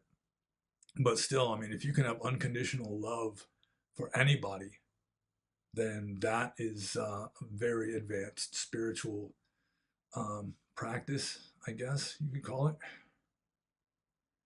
And so, if you love your woman, or you love your golf clubs, or your dog, or love in and of itself, to the extent that it's genuine love, just genuine open-hearted acceptance, that's necessarily a good thing. But as I say, romantic love tends to be more conditional and left in its natural state. Like a woman loving her children is more unconditional, because she's going to love her children whether they're good or bad, whether they're beautiful or ugly, whether they're brilliant or stupid, she's going to love them regardless if she's a good mother. Whereas romantic love, it's more conditional. I'll love you so long as you treat me right, so long as you're faithful, that kind of a thing. So it can be a difficult path. If you wanted to really make romantic love into a spiritual path, just like real serious, you'd have to be completely unconditional no matter what the other person did. And that could be almost like a road to hell. It's like the spiritual path going through hell. It could be if you pick the wrong person anyway. But yeah, it's not Orthodox Theravada, but I would not rule it out completely just because like traditional ancient Indian Buddhism was very dry, very ascetic, very clear cut with regard to like celibacy and asceticism and all that. So I'll just move on to the next question. This is from Crocodilla or Crocodilla. Not sure about that double L. And Crocodilla says, in Christianity, the goal is eternal life. In Buddhism, the goal is to end this eternal samsara. If someone was an atheist, wouldn't it be logical to just commit suicide like Gautama? And then he includes the reference of Samyutta Nikaya 423. And yeah, that's true. I've said this before. There are some teachers. One of them was a Hindu. I suppose he was a Hindu. What was his name? Nisargadatta Maharaj. And Nisargadatta Maharaj said that there is no reincarnation, there's no rebirth, and at the same time, to exist is to suffer. He accepted the Buddhist First Noble Truth. So if that's the case, if there's no rebirth and to exist is to suffer, then obviously the logical thing to do would just be to commit suicide, and that would end the suffering, and you wouldn't just get reborn into more of it. Whereas in Buddhism, of course, or Hinduism too, or Jainism, or any system that involves rebirth, even Christianity, you're reborn into heaven or hell. That yeah, just committing suicide isn't going to solve the problem, because it's not just going to cut it off. It's not going to cut off the life stream or the stream of consciousness. But yeah, it is true. It's if you're trying to escape from samsara, or and there's no rebirth. I mean, there's once you're dead, you're dead. Then obviously the thing to do is just commit suicide. Not that I'm endorsing that, because I think there's something after you die, that the stream of consciousness, or the life force, or Schopenhauerian will, is just going to cause a continuation somehow. So the next question is from Brambo. And Brambo says, what is your understanding of pada-paricarika? I read about this as someone's partner to support them in developing spiritual perfections. Well, to tell you the truth, I don't think I've ever seen the term pada-paricarika before, although in Pali it would mean, let's see, pada is like foot, or it can also mean like footsteps. Paricarika is like one who walks near. So it's like someone who, walks with you, someone who walks along with your footsteps. And so that would be like, the helpmate. I assume it's not the same thing as the kalyanamitta, which is the good friend, the spiritual friend who helps you and supports you in Dharma. This might be somewhat like Yasodhara was to Gautama, how they're reborn together again and again. They're sort of helping each other, sort of, fulfilling each other's karma and that kind of a thing. But again, I can't really say, because I'm not familiar with the term. I'm not sure that it's in the Pali texts, although it looks like a Pali word, so it could be in the commentaries. So let's move on to Brambo's next and second question. Where are the original suttas kept? Have you seen them? How did you feel when you saw them? Well, this is based on somewhat of a misunderstanding, I think, because the original suttas were oral. The suttas were an oral tradition for hundreds of years, like 500 years before they were finally written down. So the original suttas were just, in the memories of the monks who memorized them. And where they were first written down, I don't even know. It was I think it was, what was it, the fourth council in Sri Lanka, like 500 years after the time of the Buddha. And the Pali Tipitaka was in danger. There were times when like Hindu kings would be persecuting Buddhist monks, persecuting Buddhism, and some of the texts had almost died out because almost all the monks who had memorized them were gone. And so they figured it's better to just write the things down. And that's when it happened. It was Indian tradition with the Vedas also, that you just didn't write them down, that they were memorized and just recited orally. The oldest suttas I have seen that I'm aware of is in Mandalay. There's a monastery there, I think, where the Buddhist Fifth Council, by the Burmese reckoning, was held. And they've got the entire Pali Tipitaka engraved in marble on these big, they look sort of like big headstones, like at a cemetery. There's just these big slabs with the entire Pali Tipitaka engraved on these things. And I was kind of impressed. It was a lot of work to do that. It wasn't especially beautiful, or I mean, really, the suttas, the Pali Tipitaka, it's it's not really localized in an original text. I mean, nobody can say where the original Bible was. It's just sort of evolved. At least the Bible did. I mean, this the oldest Bible they've got that's still in manuscript would, I mean, less than 2,000 years old. And it's the same way with the Pali texts. So I think I should just move on to the next one here, and that's from Chaplin. And Chaplin says, I really enjoyed your series of books last year. You have led such a fascinating life. Would you ever consider writing an autobiography? Any other upcoming books we can look forward to for that matter? Well, I still have at least one full book of essays that I could publish, maybe two. And with regard to an autobiography, I mean, it's even, I mean, even editing the book that I just mentioned, I've got enough material easily to make at least one more book. But I'm working full time. I really don't have a lot of spare time. I'm not the sort of person that just wants to be a slave and just be like working all the time. So I'm not sure. I mean, I think I would enjoy writing an autobiography, and I have led an interesting life. I've done a lot of things that most people haven't done.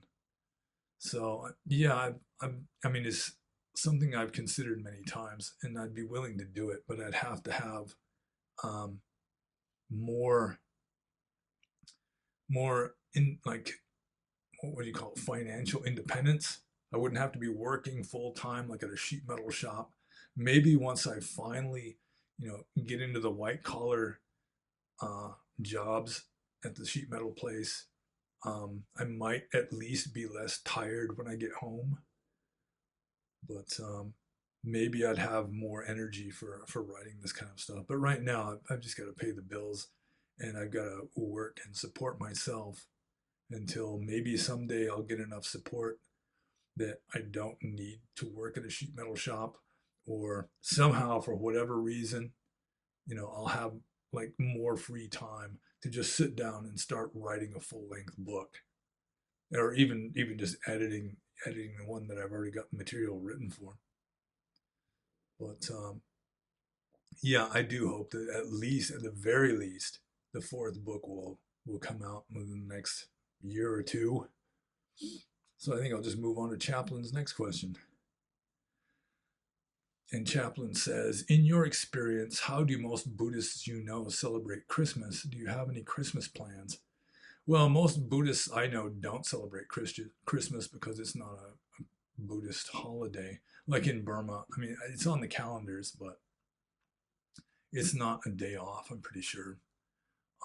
Christmas goes by in like a Burmese village and nobody notices. I've forgotten, when I was living in Burma, I've just forgotten about Christmas and my own birthday for that matter. You're just looking at the calendar trying to figure out what day it is. It's like, oh, Christmas was yesterday, that kind of a thing. Um, so I assume most Buddhists in the West will still have a Christmas tree and exchange presents and that sort of thing, but there's no specifically Buddhist celebration of Christmas for relatively obvious reasons, I guess. And do I have any Christmas plans? Yeah, I'm going to have Christmas with my sweetheart, and we're going to give each other presents, and we got a Christmas tree and everything. Although I'm personally skeptical that Jesus was really born on December 25th. I mean, that was just the Christians conveniently replacing a pagan holiday, which was the feast day of Sol Invictus during Saturnalia, with like a Christian holiday, which the Christians did a lot of that, just sort of replacing pagan holidays or concepts with Christian ones to make it easier for the populace to accept them. So, but I digress. So I'm going to move on to Chaplin's third and last question, and the last question of this Q&A. And that is, how can we as Buddhists come to terms with the problematic Western dynamic of Buddhist self-induced suffering versus victim blaming? Would you consider doing a video with Brian and Ajahn Punadamo on this, since it comes up a lot and is hard for Westerners to grasp? Well, it is a good idea to do a video with Brian and Ajahn Punadamo, but as I think I've already mentioned, Ajahn Punadamo received such a backlash for interacting with poor Brian Ruhe that he is respectfully bowed out, kind of reluctantly bowed out from doing videos with us, mainly because he has got to keep his supporters in good humor to some degree, which is kind of a shame. I'm thinking about writing the next blog post about like Buddhist cancel culture. But getting to the rest of this question here, how can we as Buddhists come to terms with the problematic Western dynamic of Buddhist self-induced suffering versus victim blaming? Well, victim blaming is just kind of a jargon that got invented recently, as far as I know, and it's mainly a leftist concept. Like a woman dresses like a prostitute, dresses like a complete slut, and then when she gets molested or even catcalled, she's like trying to blame anyone but herself. And then if someone says, well, I mean, you don't dress like a prostitute and walk the streets at 3 a.m., nobody's gonna act that way. And then that's victim blaming. But really it's maybe a better example would just be like abused children, because they're not like deliberately putting themselves in a problematic situation. And so you can say, well, I mean, it is their karma, and that's victim blaming. But I mean, victim blaming is just kind of a pejorative term. It's just like this jargon that got apparently invented by the left just as a way of sort of protecting themselves. They can blame everybody else. They can blame Whitey. They don't have to blame themselves for their own messed up problems. But I mean, it is true. It's just something that has to be understood better, because most people just don't understand how karma works. And it is true that from the Buddhist point of view, and I think from just an objective point of view, all suffering is ultimately self-inflicted, because suffering is volitional. I mean, ultimately you have the choice. It's just that most people are too semi-conscious and just on automatic pilot. They're just going through force of habit. And so they just don't realize that instead of just being miserable about something, they actually have a choice. They don't have to be miserable about it. But with regard to little kids, I mean, they haven't even learned that much yet. So it is true that the suffering of abused children, you have to have some compassion for that. I mean, ultimately, technically, you can acknowledge that all suffering is self-inflicted. But I mean, little kids, they just can't be expected to be philosophers. And so, I mean, just setting aside the slutty woman who dresses like a slutty woman and then gets molested, from walking down the street in the middle of the night. Yeah, I mean, it is kind of tricky, because it's like an ugly truth. Just because a truth is ugly doesn't mean that it's not true.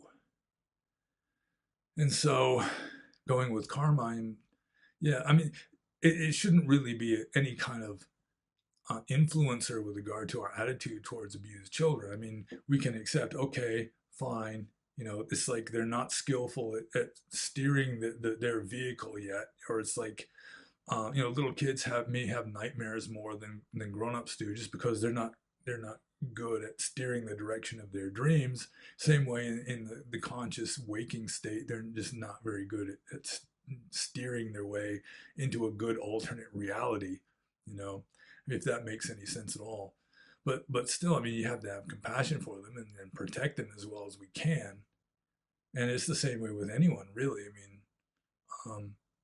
mean, it's not victim blaming in the sense that you're saying, well, screw those people, I don't care, it's their own doing.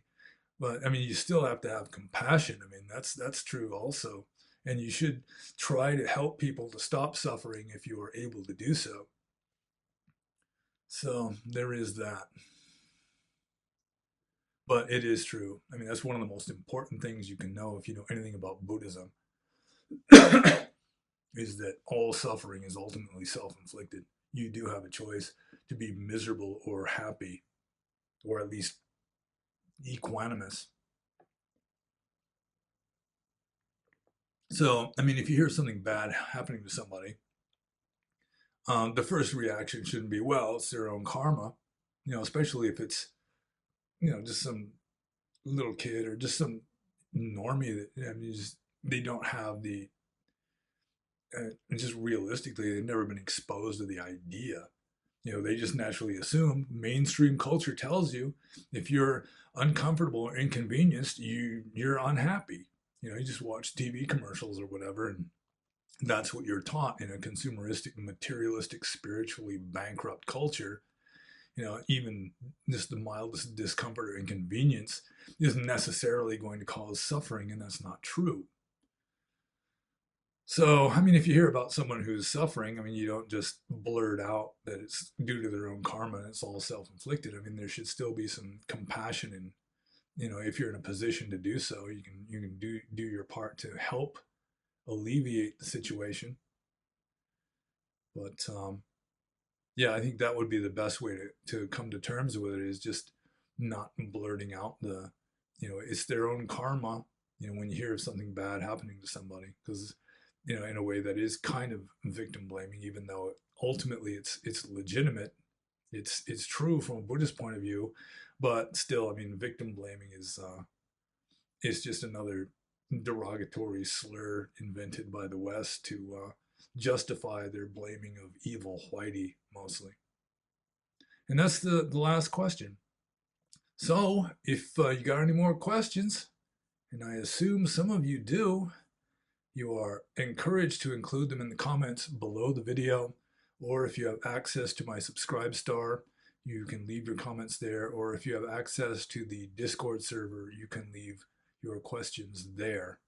And I do request that if you do have questions for the Q&A, you not leave them in like under random videos that aren't Q&A videos, because I may or may not, when I'm compiling the questions, remember that they're in this unusual place. And please take a look at the URL links below. If you haven't bought my books, they're very nice books. And feel free to like and subscribe, and be happy.